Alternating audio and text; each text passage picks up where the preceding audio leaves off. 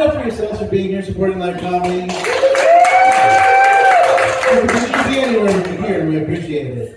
About me, I'm Neal. I'm a married guy. I love my wife very much. I talk about her all the time, which is a thing to say to kick off a comedy show, right? Yeah. Because I talk about my wife so much, some guys I know have called me a wife guy. Are you familiar with this term? If you don't know, it's someone be like, oh, love your wife, dude. Total wife guy. I don't like this phrase. Because to me, it has really strong, like, 6th grade bully energy. Like, oh, dude, so you, like, love your wife or something? Fucking gay. But I don't know, man. Like, I'm a married, middle-aged guy. At this point, there's only so many different types of guy I can be. And like, what are my other options? Like a Jeep guy? Ooh, no, gross. Like, I'm gonna be a Jeep guy, just like dooting and scooting around in every situation, shorts year round, just walking up being like, hey there, good brother. Oh, my deal? My deal is I own a vehicle with a payment higher on my mortgage. Hell yeah. Oh, but it's great. You can totally see it. It's aquamarine. Totally matched this turquoise bracelet I'm wearing. And I've adorned it with all these extraneous bars. Oh, man. No, I'll keep talking about my wife. Thank you very much. I met my wife online, which I know isn't that big of a thing to say anymore. But I always have to clarify and say that my wife and I met on the 2009 internet, which was a vastly different thing. Like, I didn't tell people I was doing online dating. It was considered weird and sad. And I'm not quite sure what's changed from then to now, whether it's gotten less weird or y'all got more sad, but here we are. Talking to younger folks I know who are doing online dating now, I figured out it really is the same thing now and then. It was just harder then because of technology. Like 2009 sending nudes, fucking forget it. So you think you can get a good picture of your shit with a BlackBerry Curve? No. Instead, you had to whip out that separate digital camera, snap that pic, gray Comcast remote next to it for size and scale. Cool, I know how old the room is. And then you pull out a separate cord, put that in the camera, hook it up to your laptop, download it, and then email it, I guess. And then hope that she was still tingling with excitement. Guess what? She never was. That's also hasn't changed then to now. Guys who went before me, don't send your dick to people, please. You too, Eric, especially you. My wife and I, pixelated pictures of my dick aside, my wife and I are very sexually compatible, which is important in a long-term relationship. And I knew that my wife and I were sexually compatible immediately. And I know that because the woman I was seeing before I met my wife was, for 3 months, consistently, hands down, the worst sex I've ever had in my entire life. Like, this woman insisted on having just missionary sex, and I'm not here to denigrate missionary sex, okay? It's one of the classics. It's a classic for a reason. All I'm saying is that in this day and age, you need like 3 pitches in your repertoire to be a starter in the big leagues these days. You know what I mean? And we're still, this woman like wanted like me like directly on top of her, like chest to chest missionary sex. Like I had marks on my back where she would hold me in place to do this. And in a relationship, like, feeling wanted is important. And I just felt like she needed a weighted blanket and a vibrator, not me. You know what I mean? I wanted to be appreciated, and I could be replaced so easily. I don't know, man. Like, I'm not trying to dunk on this lady like I'm some sort of. I'm not trying to dunk on this lady like I'm some sort of cool guy. I mean, my first name's Neal. That's not a good one, right? I know. Like name-wise, it could be worse. Like my name could be like Brixton with 3 X's and no vowels, but Neal's still like a B- first name. I think like part of that is the largest sound in it is just eel, you know, like a slippery ocean creature. Yeah. I bet those things like drive cool cars and fuck, right? No, they don't. Oh man, and like both spellings of Neal elicit that feeling because I'm a Neal with an A, there's Neal with an I. Like other names with multiple spellings don't do that. Like Jeff with a J. That's a good, sturdy, step badass name, you know? Jeff with a J, he's gonna pick you up from the Rexplex. He's gonna be late, but he'll pick you up. And Jeff with a G, that guy's probably a diddler. He's not allowed at the Rexplex. I think the thing I figured out, like being named Neal, is that there are lots of people who have had this name. Some of them have done important things. Some of them have done great things. None of them have ever been cool. It's like everybody in the room, yell out the name of a cool person named Neal. Neil Armstrong. Okay, what else we got? Neil deGrasse Tyson. Shaquille O'Neal. deGrasse Tyson. I'll get to that fucking guy. Okay. So we got Neil Diamond, Neil Armstrong, those heavy hitters. Anybody else? Neil Peart. Okay, I'll start with Neil Peart. Neil Peart is the drummer for 70s and 80s Canadian rock band Rush. And Rush is a band for dudes who are somehow simultaneously dads and virgins.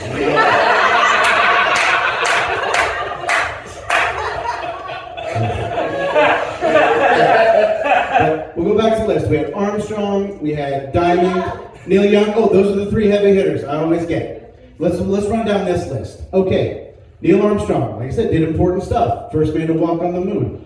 Also, if you didn't know, like Dr. Seuss that Eric mentioned, horrendous adulterer.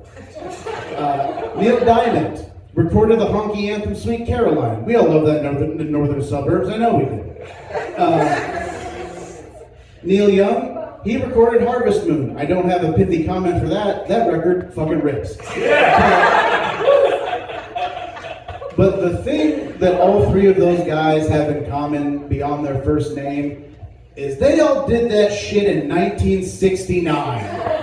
And we've had 55 years to find another cool Neil and it hasn't happened. Hey, Neil Patrick Harris. Oh, yeah. Hell yeah.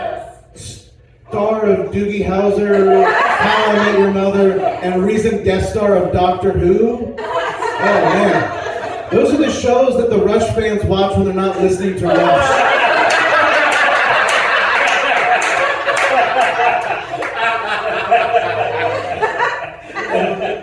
And then deGrasse Tyson. Fuck me. All right, this is a guy with multiple doctorates who spends his time going online to, well, actually, the science of movies. I'm sure that dude's awesome at parties, you know? Oh, well, actually, the ships in Star Wars make different sounds in space than what on the planets. Go jump in the fucking river, man. I hear that guy talking, I just turned to Ogre from Revenge of the Nerds, you know? I don't know, man. Maybe my not being cool isn't my name. I don't know, man. I've been told I look like a youth pastor going through a divorce. You know? Which I kind of get. Like, I mean, yeah, I've organized a trip of virgins to go play laser tag, but that was just me and my friends in high school, you know? Like a lot of people have said tonight, I've also lived in Indiana my entire life, and Also, yeah, you can tell looking at me from that too. Like, I look like I should have a TikTok reviewing ranch dressings. You know what I mean?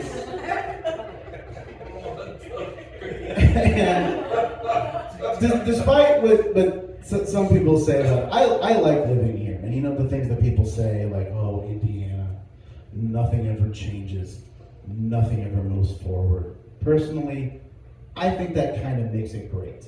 Because if nothing ever changes or nothing ever moves forward, just kind of trying is considered good enough.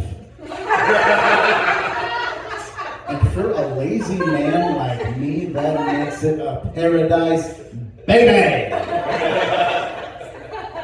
You can get by for so long on all effort and no results. As Indiana, I'll give you a basketball example. Did Reggie Miller ever win a title with the Indiana Pacers? No, he did not. He got to the finals once and got dog-walked by the Lakers. But did he give it his darndest for 18 years and then we built him a statue? Goddamn right we did. It's at the Children's Museum, but still, it's a statue.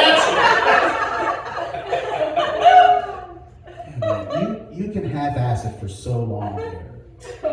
Like, I know a girl who's been almost done with her BFA for like 5 years. I know a dude who's thinking about starting a nonprofit. And a guy who almost crowdfunded enough money to start a food cart.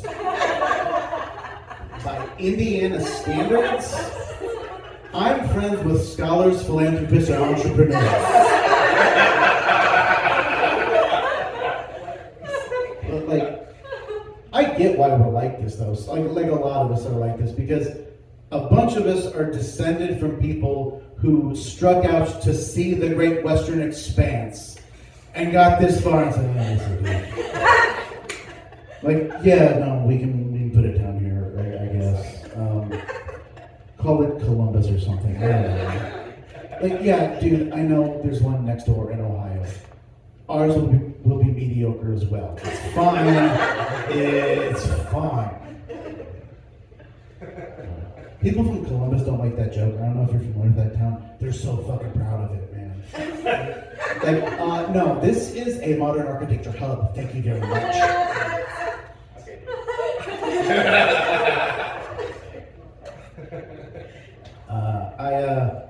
I watch a lot of TV. I love TV shows. I try to keep up with best I can. Like I've got Netflix with ads. I got Disney Plus with ads. I'm doing great. Thanks for asking. I'm watching Masters of the Air on Apple. It's the show about World War II bomber plane captains, which is a really long sentence to just tell you that I'm a dad. And like, that is a dad-ass show, you know what I mean? Like, I finished it, and I just got sent a pair of white Nike Monarchs. It was crazy. I wanted the New Balances, but still, the Monarchs are pretty good. Because I'm a dad, I got opinions on Bluey. Anybody else in the room fucks with Bluey? Bluey's what's hot on the playground these days, my guys. If you're not familiar with that show, it's an animated series on Disney. It's from Australia. It's about anthropomorphic dogs, and it makes the people who watch it talk like they've lost their fucking minds. Like, oh, no, this is not just a 7-minute animated children's show. It's a soulful treatise about life and parenting, growing, both of you guys are children and they're playing. Like, yeah, man, it's also the channel that made Hannah Montana. Maybe rein that shit in a bit, okay? Straight up talking like freshman year film majors talking about Wes Anderson movies. Who is? New season of The Bear starts this month. I'm excited about that. Yeah. That show's really fun if you're not familiar with that one. That show is about what would happen if Gene Wilder got real buff and made sandwiches in Chicago. And they say that art touches you in ways you don't expect. And that show certainly has me, because apparently the sight of a buff Gene Wilder making sandwiches fucking does it for me. Yeah. Though, to be fair, I'm not sure if it's actually Jeremy Allen White or those sandwiches that are really good. You know what I mean? It's like, yeah, cut it real good. Okay. That was a riff. It didn't work. This is all been prepared to this point, and I ventured out, and now I know better. I don't watch a ton of true crimes. Any true crime people in the room? Yeah. Like, I like documentaries. True crime documentaries are okay. I like the cult documentaries a bit better. Because when you talk to true crime people, like, they always say, like, why they watch. Like, oh, I watch these shows about murderers so that I don't get murdered. And that line of thinking falls flat for me. Because I think they should be watching the cult documentaries instead. I don't know anyone who's been killed by a serial killer, but I know lots of people who go to weird churches and do multi-level marketing. So, it's tangible skills you can learn from the documentaries. I watch a lot of certain TV shows over and over. You know, there's comfort in that. Anybody else do that? Yeah. What's one of your go-to shows? Office. The Office, yeah, The Office. You know, my wife does a lot of Parks and Rec, like, and I get it, man. It's like there's so much uncertainty in life and in the world. It's like I don't know how I'm going to pay my bills. I don't know what's going on with the rest of the world. But you know what I do know? Trixie Mattel is going to win season 5 of Drag Race. Goddammit! I know this.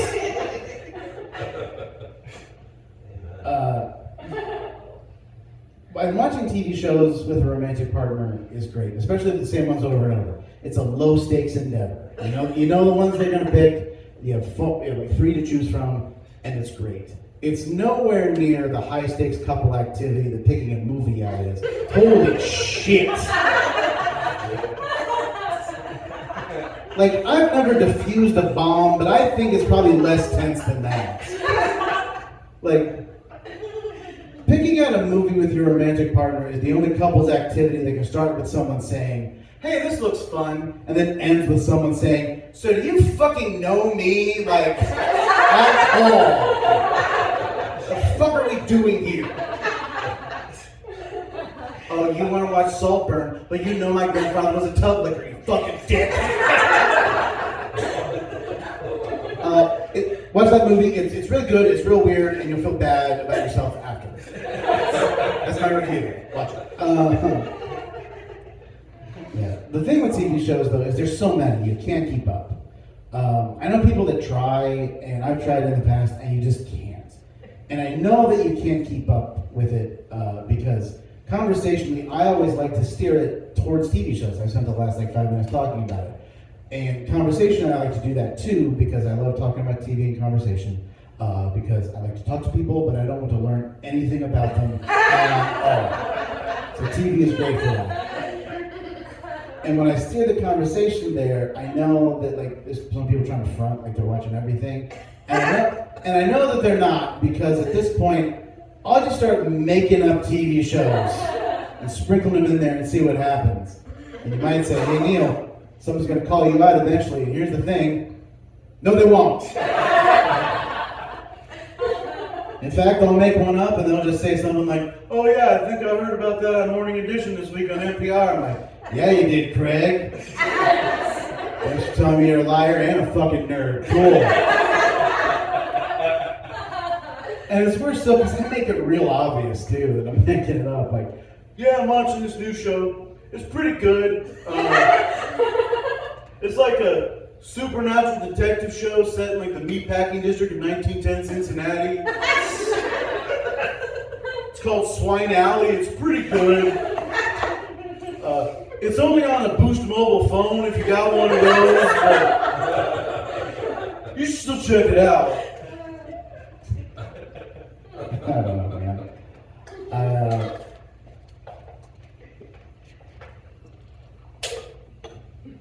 I'm trying to improve myself these days. Not like with therapy or whatever. I know I should be in therapy. Mostly because a couple of weeks ago I caught myself saying the thing like, yeah, I've never wanted to be dead, but if I was, wouldn't that be such a fucking relief? Like, just imagine not having to pay the Verizon bill again. That's not a good thing to say. But in lieu of doing actual therapy, I'm taking like this Midwest dad approach, where I'm just like picking a couple asinine daily tasks, lumping them together and calling that betterment. It's going pretty well so far. I'm flossing every day. That's a good one, right? Yeah. It's not bleeding every time I do it, so I guess that means it's working. I think, honestly, though, I'm too into the flossing. I'm always saving that upper back right tooth for last. That's where all the good shit is. Like, yeah, that's my treasure tooth. I started taking a multivitamin every day. Or I should say, I think I am. I got it at Aldi. It could be anything. Like, is this a daily multivitamin or a hard flavorless German gummy candy? I don't know. I was doing yoga for a while, or I say I think I was, because really I would just like touch my toes for a little bit and then roll around on the floor for half an hour, but I never shut up about it, so I was doing yoga, you guys. Honestly, the biggest thing I've done for my physical health in the last couple of years was this past fall, I got a vasectomy. One woo, and I'll take that, because as a straight white dude, I love being applauded for doing the bare minimum, so thank you very much. Getting a vasectomy done has taught me a lot. The main things that it has taught me is that lots of dudes don't know how their bodies work at all. I was talking to a guy before I got it done, and he was adamant that in the future he would not get that procedure done, because according to him, you get that shit done, then when you come, nothing comes out anymore. Like, that guy's conception is you get that procedure done, then you're having sex like, oh, I'm close. Oh, I'm close. A hot breath, that's it. And so I had to assuage him after I told him what assuage meant. Like, no, man, your body still makes the pancake batter. It doesn't have the extra sugar in it, you know what I mean? I was talking to another dumber guy after I got the procedure done, and he was like, hey man, that's like good for you or whatever, but like, how you just walk around with just a dick now, dude? I'm like, I didn't get neutered, man. But honestly, I'm not trying to dunk on these guys. Because, like, how is a young, stupid guy supposed to learn about how their body works, especially their reproductive system? You're not learning that shit in school, and God help you try to Google it. Yes, everybody, when the show's over, go home and Google, how does a dude's cum work? Your targeted ads will never recover. Like, you think incognito mode's gonna stop a search like that? Fucking good luck, pal. Like, it will be years from now, and you're just trying to look up the weather, and all of the ads will still be, you won't last 5 minutes playing this sexy game. Oh, not a bunch of dirty birds here? Okay, that's fine. Okay. I was going to end on that. I don't want to, so I'm going to add one more thing. That hopefully goes better. So people have asked me, like, why I got the vasectomy done. Like, was it just family planning with my wife, or like, you know, reproductive issues, or like a hot button issue these days? And I said I got it done as emotional disaster preparedness. So stick with me here. 2 years ago, I had twins. Yes, always silence, never a cheer. And then 2 months later, my house burned down. My oldest daughter, she was born, and 3 months later, my dad died. I don't want to find out what the universe has in store with me if my wife gets pregnant again. You know what I mean? Like, oh, hey, what's that? My mom's house got hit by a meteor and was invaded by the Russians? Fuck, Elena's pregnant again. God damn it. That was a little better. Anyway, right, I'm gonna go. Bye, I'm Neal. Thanks.